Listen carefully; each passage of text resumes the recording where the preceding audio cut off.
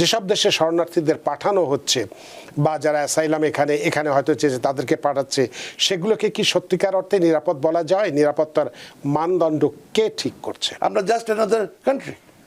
আমাদের এখানে যদি আপনি আসতে চান, কেন আপনি আলবেনিয়াতে চেষ্টা করলেন না? ওদিক দিয়ে আসছেন, কি ইটালি দিয়ে চেষ্টা করলেন না? মানে কেন আমাদেরকেই শুধুমাত্র এই বার্ডেনটা মানে গ্রহণ করতে হবে? অ্যাসাইলামটা সেই জন্য করা হয় নাই যে আপনি এখানে কাজ করতে আসবেন, সেই জন্য আপনার অ্যাসাইলাম দরকার। তাইলে এটার জন্য যে জেনুইন যারা অ্যাসাইলাম সিকার, একবার এক প্রেসিডেন্ট বলে উঠলেন আমরা কেন নরওয়ে থেকে লোক পাই না? হ্যাঁ, কে বলেছেন সবাই জানে, কিন্তু এখানে আমাদের নামটা বড় কথা না। এরকম কথাবার্তা হচ্ছে।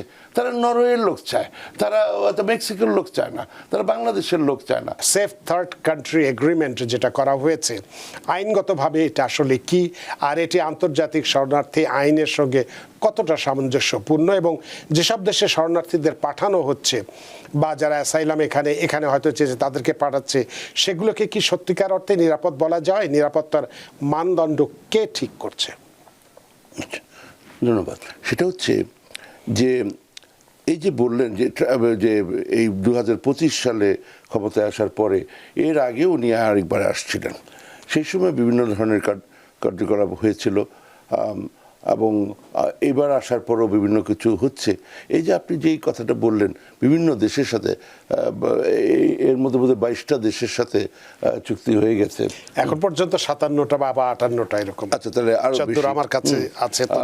এটা বিভিন্ন পর্যায়ে মানে আছে আর কি।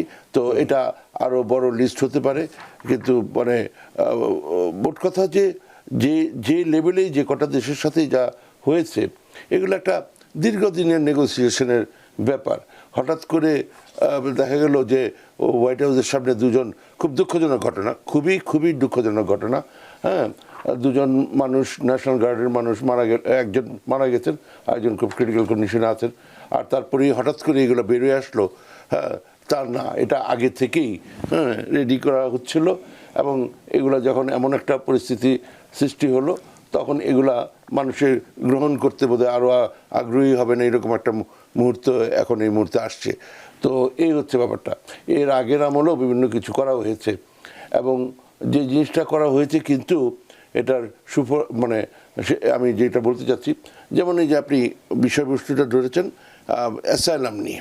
হ্যাঁ, যদিও আইনের বিভিন্ন রকমের শাখা আছে, ইমিগ্রেশনের বিভিন্ন শাখা আছে, কিন্তু মানে টিবিএন কর্তৃপক্ষ মনে করেছে যে এই বিষয়টি নিয়ে আলোচনা করা উচিত, ফলে আমি ওখানে স্টিক করব। তো যাই হোক, তো এই যে অ্যাসাইলাম নিয়ে মানুষজন আসছিলেন, আগেও আসছেন, এখনও আসছেন বিভিন্নভাবে। কেউ ভিজিট ভিসায় এসে, বেড়াতে এসে অ্যাসাইলাম সিক করেছেন, কেউ খাল বিল পাড়িয়ে, সমুদ্রে পাড়ি দিয়ে, তারপর পাহাড় পর্বত পাড়ি দিয়ে, বর্ডার ক্রস করে এসছেন। হ্যাঁ, তো এই যে একটা অবস্থা, আমি সেদিন কোনো একটা দূতাবাসে দাঁড়িয়েছিলাম, সেখানে দেখলাম যারা এইভাবে করে এসছে তাদেরকে একটু তুচ্ছ-তাচ্ছিল্য করা হচ্ছে। শেষ পর্যন্ত তারা বেশ কয়েকজন রেগেই গেলেন যে আমাদেরকে এইভাবে কথা বলছেন কেন, বর্ডার ক্রস, হলো বর্ডার কেস, এই ধরনের একটা কথাবার্তা হচ্ছিল। তো সেখানে মানে যাদের যদি সত্যিই ভয় থাকে, তারা এয়ারপোর্ট পার হয়ে ভিজিট ভিসায় এসে তাদের অবস্থাটা কতটুকু, আর যারা জীবনের মায়াকে মানে বাদ দিয়ে, পাহাড় পর্বত দিয়ে যেখানে তারা মারা যেতে পারতো, সেভাবে আসছে। তো তাদের কেসটা কতটুক মানে এটার থেকে ডিফারেন্ট, বা কতটুক কী অবস্থা, এই জিনিসটা মানুষের বোঝা উচিত।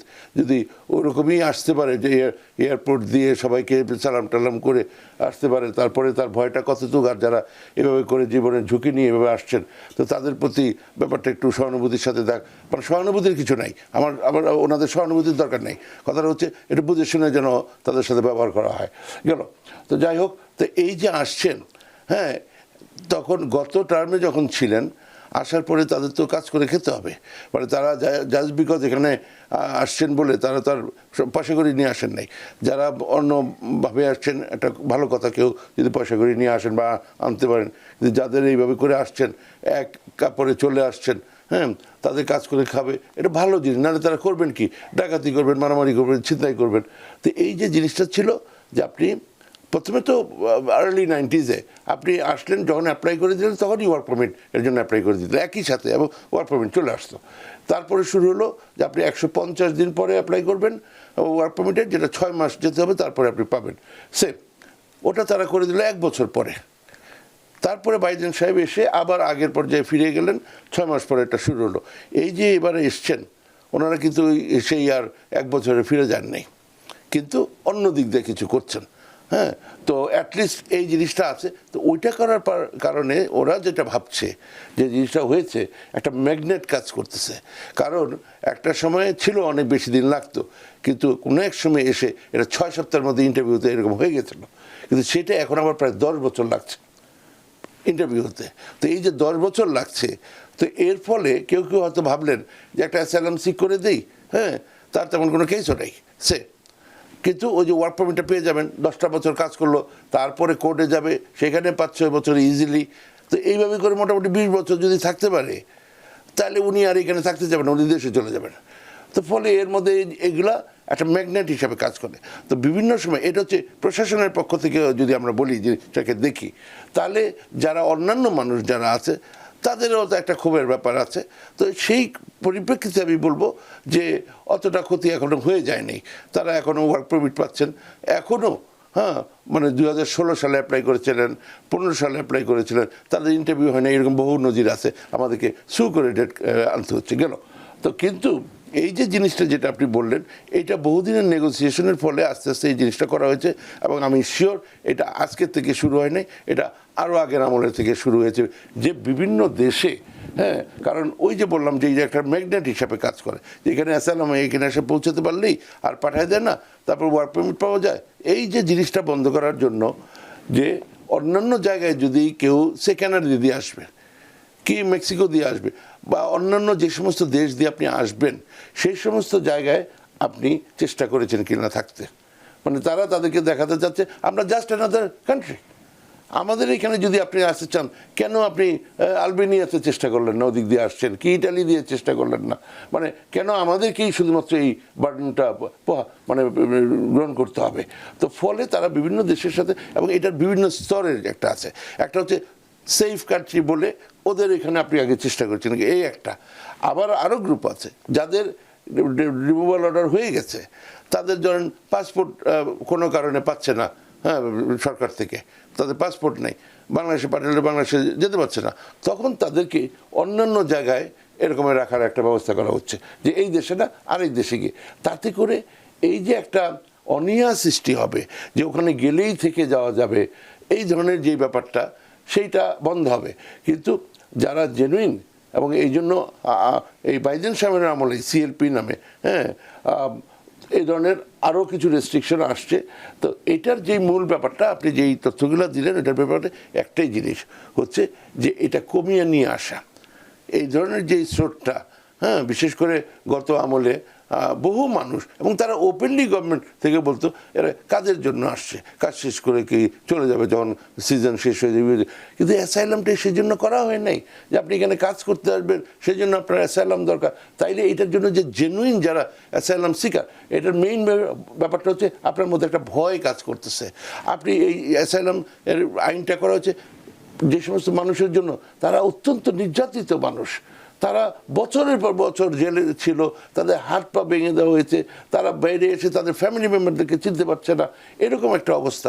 সেখানে আপনাকে একদিন পুলিশে ধরে নিয়ে দিল, একদিন অমুক লিগে অমুক দলে একটা ধরে নিয়ে দিল, একটা চর দিল, আপনি অ্যাসাইলাম পেয়ে যাচ্ছেন। আপনি কী করতেন? আপনি ওই যে কী জানি বলে প্রচার সম্পাদক, বিশাল এক ব্যাপার, you deal with policies and execution of the, আপনি করতেন, আপনি পোস্টার লাগাইতেন, এইটুকুই আপনি জানেন যে আপনি কী লাগাইতেন। তো বস্তির পোলাপান তো পোস্টার লাগায়, হ্যাঁ, টোকাইরে পোস্টার লাগে। আপনি যে পলিসিগত যে আপনার যে একটা ভিশন আছে, আপনি যখন কথা বলবেন মানুষের শুনবে, এবং তারা ওইখান থেকে শিক্ষা নেবে যে আপনার রোলটা কী ছিল, এগুলো বোঝার চেষ্টা করেন।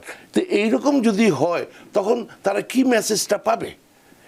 এবং তারা, আমি যেমন ধরেন একজনের কথা জানি, সে যিনি অফিসার, যিনি জাজ, ইনি এরকমের মানে 50,000 কেস জানে।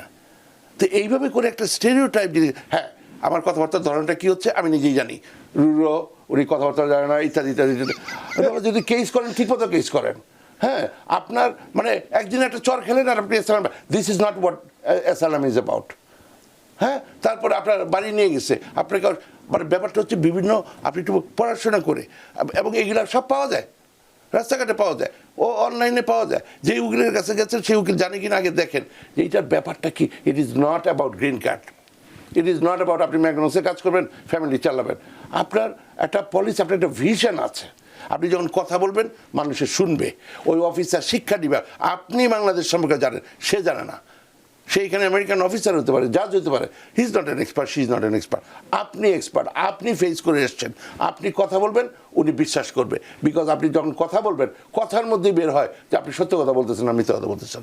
তো এইভাবেই করে আপনারা কাইন্ডলি এই জিনিসটাকে, এই জিনিসগুলো কেন হয়েছে, এটা একটা স্টেরিওটাইপ অবস্থা থেকে আসছে যে এরা এখানে কাজের জন্য আসছে, তাদের অ্যাকচুয়ালি কোনো প্রবলেম ছিল না। আচ্ছা, আরেকটা জিনিস কি, এখানে একটা ডিসক্রিমিনেশন কাজ করে যে যারা এরকম অ্যাসাইনমেন্টের জন্য আসছে তারা কারা, এই গরিব টরিব দেশে, থার্ড ওয়ার্ল্ড কান্ট্রির, মানে সাউথ আমেরিকান কান্ট্রিজ, বাকি মানে মোট কথা হচ্ছে যে তাদের যেই পছন্দের, একবার এক প্রেসিডেন্ট বলে উঠলেন আমরা কেন নরওয়ে থেকে লোক পাই না। হ্যাঁ, কে বলেছেন সবাই জানে, কিন্তু এখানে আমাদের নামটা বড় কথা না, এরকম কথাবার্তা হচ্ছে। তারা নরওয়ের লোক চায়, তারা মেক্সিকোর লোক চায় না, তারা বাংলাদেশের লোক চায় না। হ্যাঁ, তো এইখান থেকে আপনার বুঝতে হবে যে এই ধরনের একটা জিনিস কাজ করে যে তারা আপনার ডিজায়ারেবল লোক না। হ্যাঁ, এই ধরনের একটা, কিন্তু অত্যাচারিত মানুষ সব জায়গাতেই আছে, এটা শুধু নরওয়েতে থাকবে কেন? বাংলাদেশের মানুষ অত্যাচারিত হচ্ছে না, সেখান থেকে হচ্ছে। এই জিনিসটা বুঝতে হবে। এবং মানে এমনও অবস্থা, ডকুমেন্টস দেওয়া হচ্ছে, not asylum officer, not immigration court তার উপরে, not board of immigration appeals তার উপরে, হাইয়েস্ট অ্যাডমিনিস্ট্রেটিভ অ্যাপিলস তার উপরে, হচ্ছে US district court, federal court তারও উপরে, next to US supreme court, 11টা এরকম সার্কিট কোর্ট আছে। ওখানে কথায় না, আমরা যখন যাই ওই সমস্ত জায়গায় আর্গু করতে, কথায় না, লিখিত ডিসিশনে আছে this kind of things he could manufacture here in Brooklyn. Can you imagine? মানে এত ফ্রড ডকুমেন্ট দেখেছে। সুতরাং কাগজপত্র যখন আনবেন, ঠিকমতো আনবেন।